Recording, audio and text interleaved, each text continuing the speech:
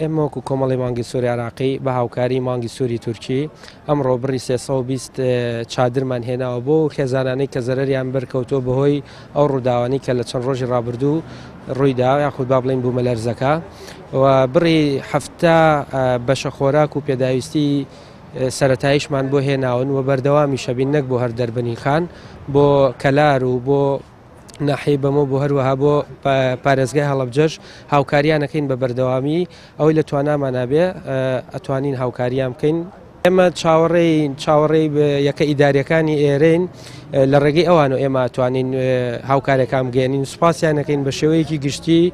هاوکارمانن چکە بەبێ هاوکاری ئەوان ئێمە ناتوانین هیچ بکەین. لە ئێستاە بەردەوام پەیوەندیمان هەیە لەگەڵیانە لە ڕێگەی ئەوان هەر هاوکارێکیان پێویست بێ ئێمە وەکو کۆمەڵی مانگی سووری عراقی و بە هاوکاری کۆمەڵی مانگی سووری تورکی ئەتوانین ئامادەین بۆ هەر پێداویستێک کە پێویستیان بێ. چاوەڕێ ئەو ژمارانین کە ئەوان پێمانەدەن یعنی بە پێویستی ئەوان چەندێکیان بێت چەندێک پێویست بکە ئێمە ئامادەین بۆ هەر ڕێژەیە کە ئەوان داوا بکەن.